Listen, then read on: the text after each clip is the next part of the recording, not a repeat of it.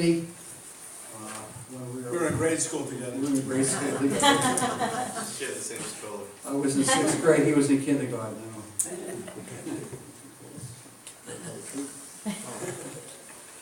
I knew Dan when he was a resident, when he was a medical student actually, and he has continued with the great promise that he showed in those days.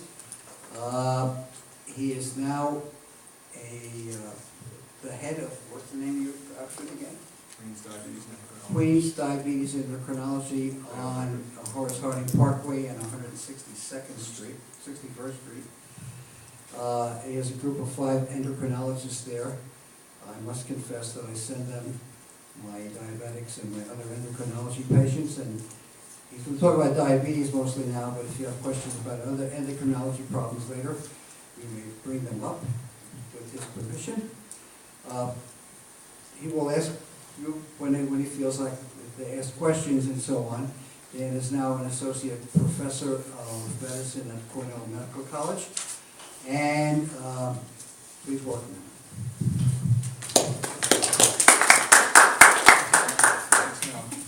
And the other hat I wear, I'm on.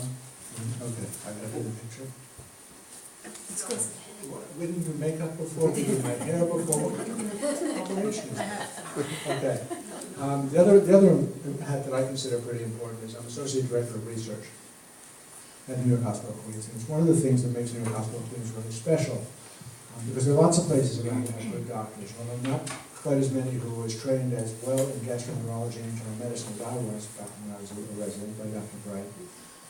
But the difference at New York Hospital Queens in a lot of ways is that we're also an academic center. We've got a half-time director, a research professor from Cornell who comes out half-time, who is one of the smartest, she's scary smart. And then we have me about 40% of the time helping do clinical research at the institution to keep us thinking and keep us learning and keep us answering questions. Okay. So, what I'm going to start with, this is a slide set from the American Diabetes Association. It really is basically Diabetes 101.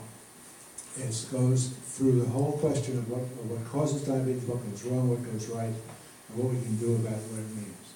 So if we talk about eating, this looks like my mother's table. But if we talk about what happens when we eat, with a fair amount of starch, obviously, much of the food, one way or the other, particularly the carbohydrates, the starches, get turned into sugar. Your body needs sugar. Every cell in your body needs glucose, sugar, for its energy. Right? Your brain needs glucose, sugar, for its energy. And so if we think back to the days of feast and famine, if we think back to when our ancestors, I'm in the picture, I can see that. Okay.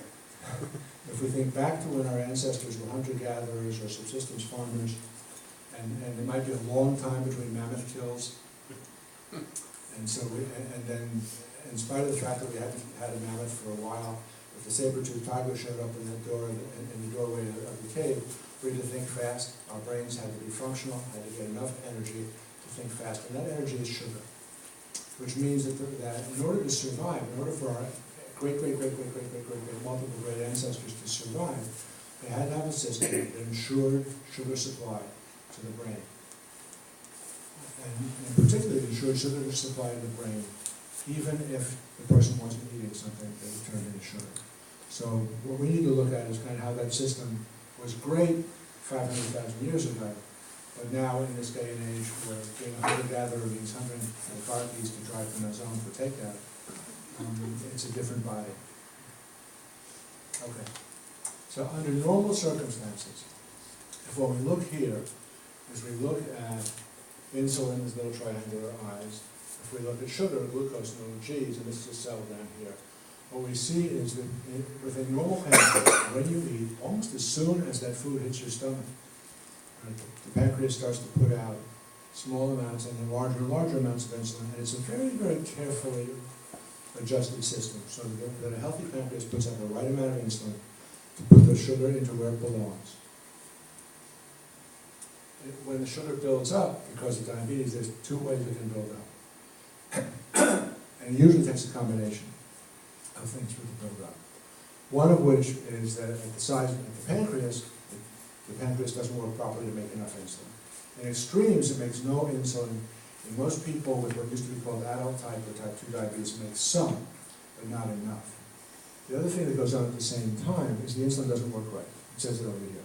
Cells can't use the insulin properly, so you can make enough insulin, but the body becomes resistant to insulin. And insulin resistance is an important part of what we see in type 2 diabetes.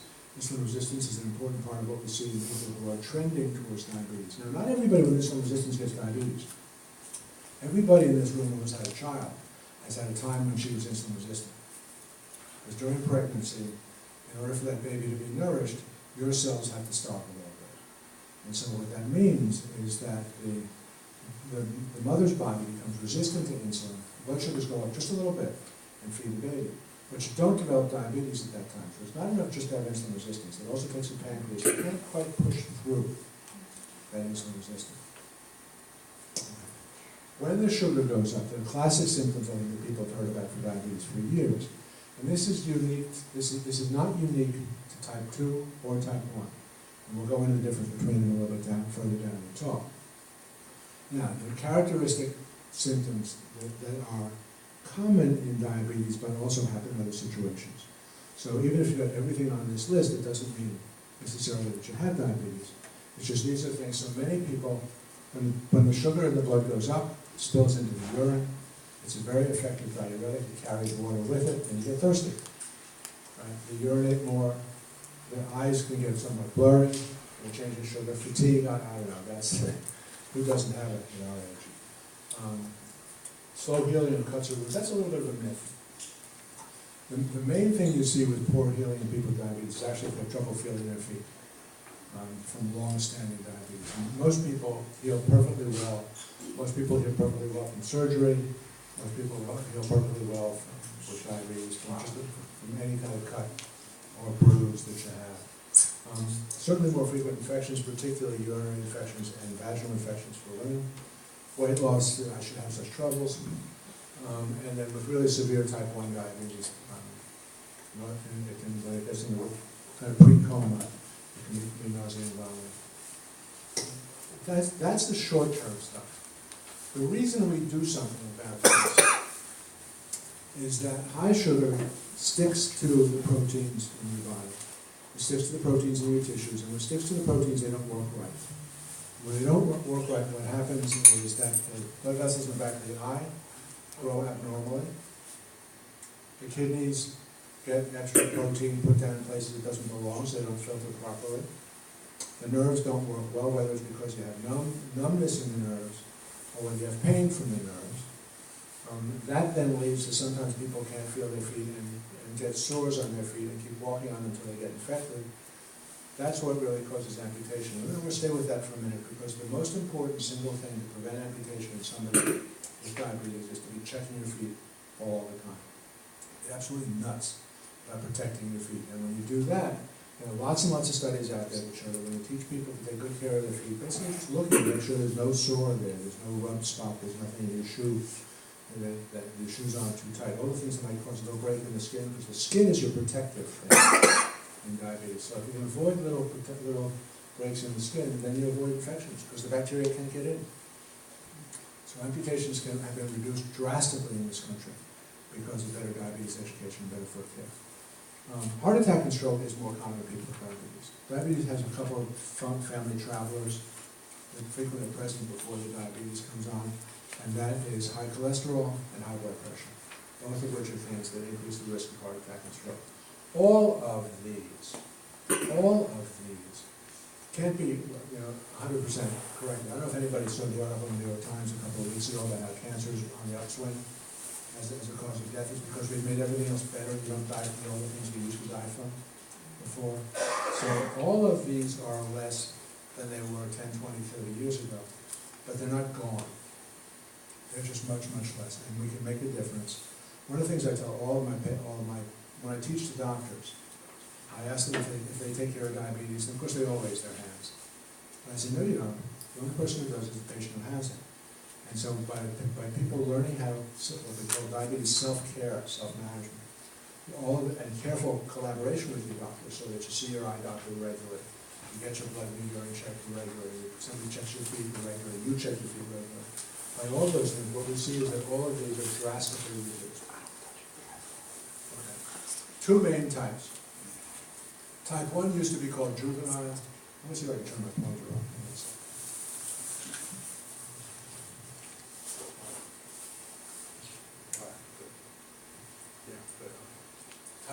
Type 1 diabetes used to be called juvenile diabetes, but we see two things that make that not true.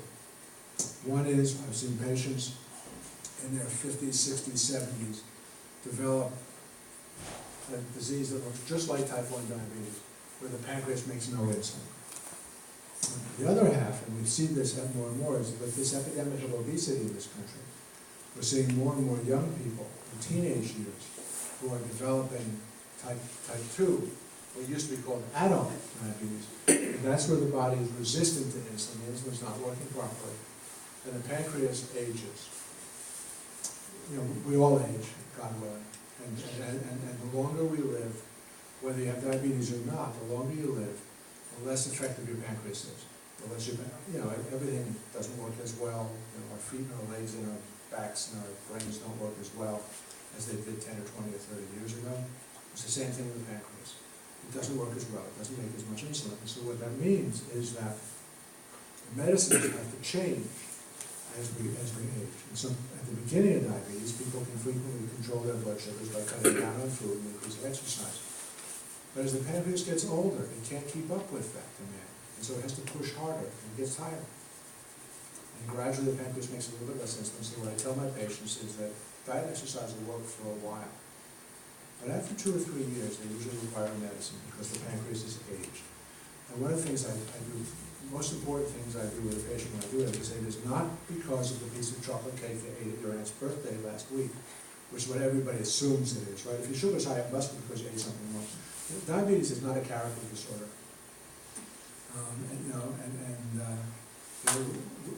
We may have invented guilt, but the diabetic patients have never perfected it. So this is what happens over time. And that's part of the reason that what we like to do is try and catch it as it's coming on, or catch people who are at risk and try and prevent it. And if you delay it long enough, then you really have prevented getting diabetes. And we'll talk about that a few slides down the way. Okay. Type 1.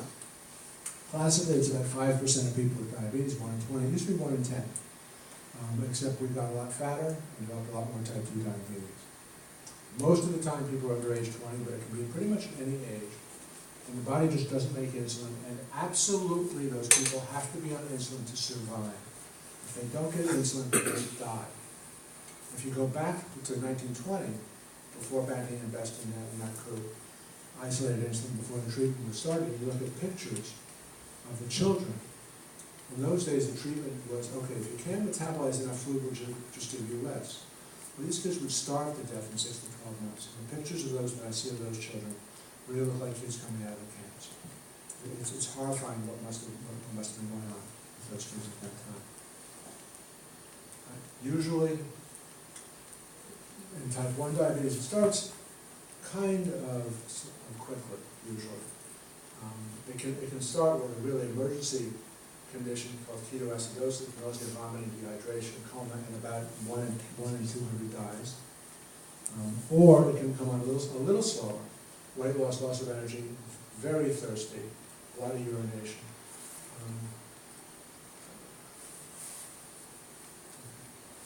The treatment, I started, and Mel and I talked about this, I started in diabetes in 1977.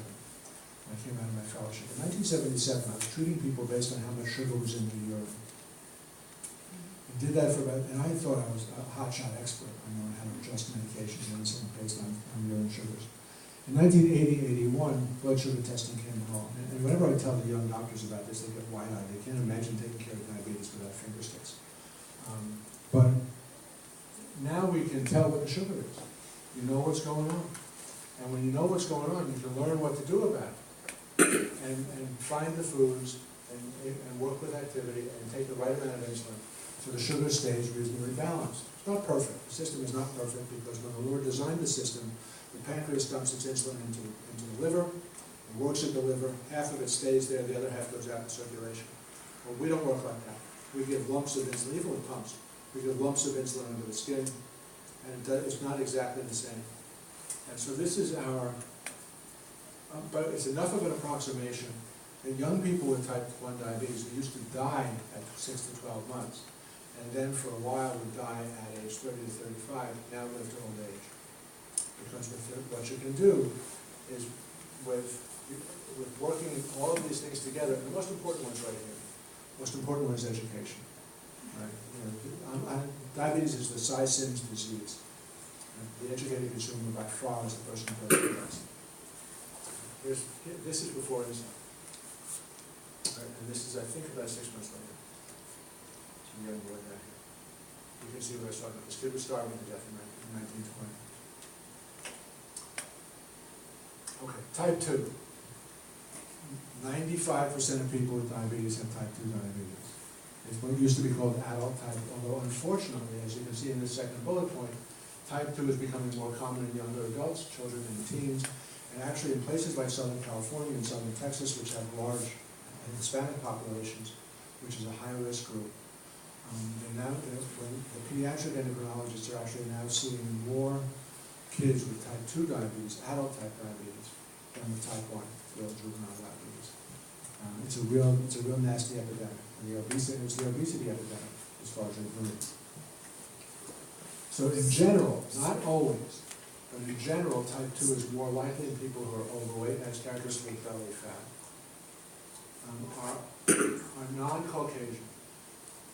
So one of the ways I always think about this is that the closer your ancestors came to the equator, if you go back far enough, the more likely you are to get type 2 diabetes. The further away, the more likely you are to get type 1. So for example, the Finns, who are obviously pretty far away from the equator, have a lot of type 1 diabetes, not a whole heck of a lot of type 2. Although we do a fair amount of research in that area. So we see a lot of it, particularly in Queens. I mean, Queens being such an incredibly diverse county, we see a lot of people from the immigrant populations who don't look fat. A lot of my Indian men with type 2 diabetes have these tiny little pot bellies, but their biochemistry is fat. The biochemistry is insulin resistant, and the biochemistry causes diabetes and heart disease. So we're seeing, and as fat is unfortunately happening more and more, we're seeing a lot more of this. And here's where we need to make the difference with the kids. Start right there. Type 2 is subtle. Approximately 25% of the people with type 2 diabetes, 1 in 4, don't know they have it. When people get admitted to the hospital for something else, the studies show as many as 1 in 6 have their diabetes diagnosed for the first time because they're in the hospital with a broken leg, or a hernia, or hysterectomy, or any number of other reasons people go to the hospital. The symptoms are much, much less dramatic than they are in children, but they're still very similar. Increased urination, carries water out, so you get thirsty. This is important to remember, that these actually go in the opposite direction. People tend to think of the reason I'm urinating so much is I'm thirsty and I'm drinking a lot. No, it's the other way around. What happens is that sugar is a diuretic, just like taking Lasix or hydrochlorothiazide. Sugar is a diuretic, pulls water out, and your body fights that by being thirsty. You're trying to get away. Tired, blurry vision, sugar changes the way that the lens works a little bit, and again, more frequent infections, again, more commonly in women. And just commonly ignored for a very, very long time, and as I said before, 25% don't really have it. So this is one of the reasons that the American Diabetes Association recommends once you're over age 45, or if you have some risk factors we'll talk about a little further down there, that you get tested on a regular basis. The treatment starts in the same place. It starts with education, learning more about food. This doesn't mean avoid everything that tastes good. It really means learning how to deal with different foods, how to see how they affect your blood sugar, how to use activity, and will use medications. And what I tell most of my patients is when they live long enough and want good enough control of their diabetes, half to 2/3 of them will be taking insulin. And it's not because of the chocolate cake at Aunt Emmy's birthday party. It's because your pancreas is aging faster than the rest of you. Risk factors, I mean, he's got it, right there. Overweight, sedentary, family history. If you've got one parent with type 2 diabetes, you have a 25% chance. History of diabetes in pregnancy.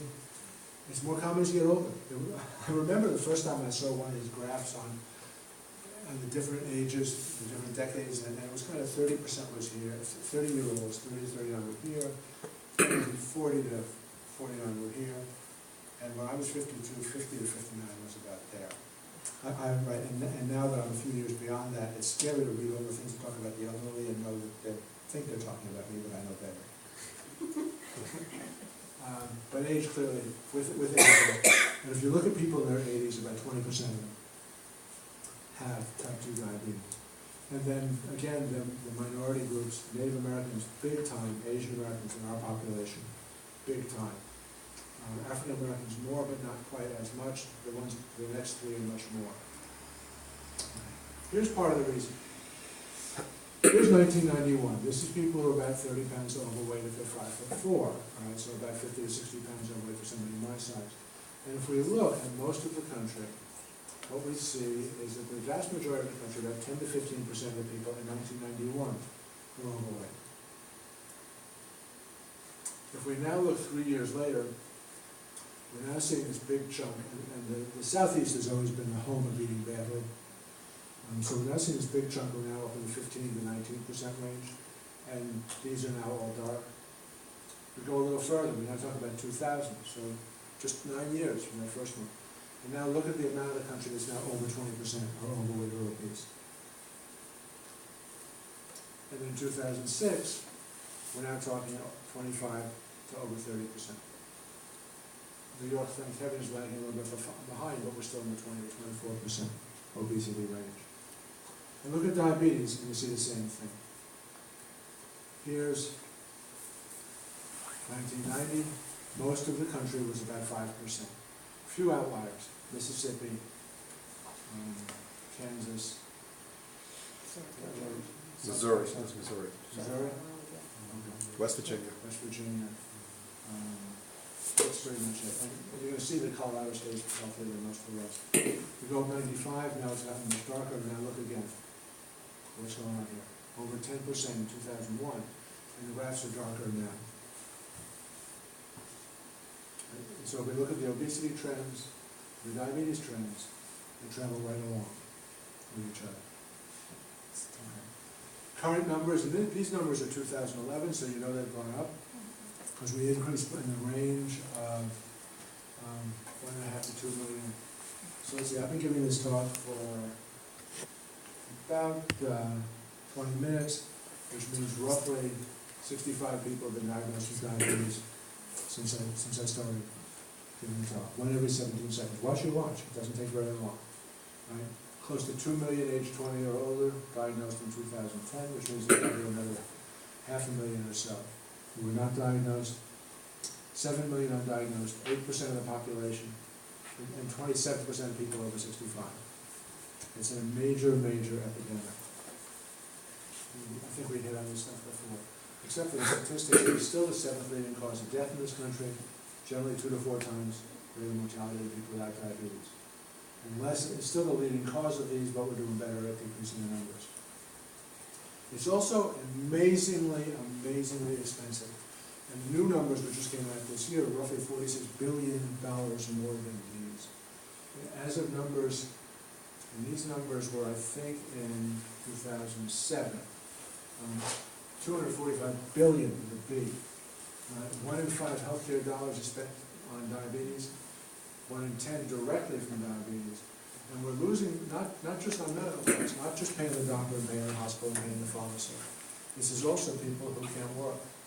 There's also people who can't work as efficiently. Absenteeism, what's called presenteeism, going to work but not being able to work well. And we're seeing a tremendous, and the government is starting to wake up to this. It's a battle the American Diabetes Association fights all the time. Okay.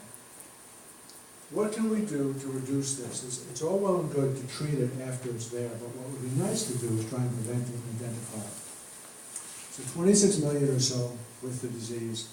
At the same time, about 79 million with what's called pre-diabetes. And pre-diabetes is a predecessor to to type 2. The sugars are higher than normal, but not yet in the diabetes range, and it's not associated with that long list of eye disease and kidney disease and nerve disease. It does travel together with heart disease. Most people don't know they have it because most people don't get tested. But the good news is if we take people who are at risk, the more overweight sedentary person, we take people with pre-diabetes, when we test them and their blood sugars are a little elevated. I don't use the term borderline because I think borderline diabetes is kind of like borderline pregnancy. I think that once you're up in that threshold area, you're there. But certainly pre-diabetes, increased risk. We can reduce the chance of developing diabetes by getting off of our fannies, getting more exercise, cutting down on our food, and some medications, although I'm not a big believer in medication for this. I think most people do better with what's called TLC, which is not tender loving care. Unfortunately, it's therapeutic lifestyle change. It's eating differently, exercising differently. But with the complications, absolutely, we know from major international studies that took place over years in both type 1 and type 2 diabetes, and by controlling diabetes, actively working hard at it, getting the sugars down as close to normal as you reasonably can, we drastically reduce. We cut the rate of eye problems by about 70%, we cut the rate of nerve problems by about 60%, kidney problems by the same range, by controlling blood sugar, blood pressure, cholesterol, following up regularly with your doctor. This is not an ad for my practice. Right?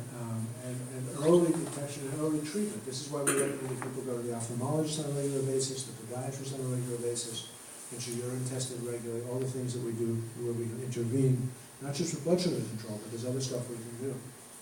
Right?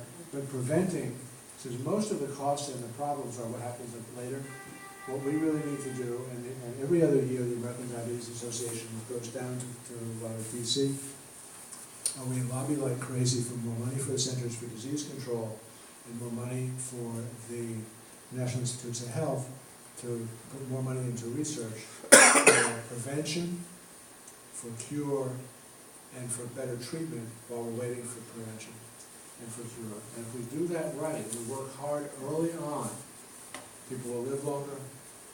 It will improve our the country's financial status, and it will improve our productivity as a country.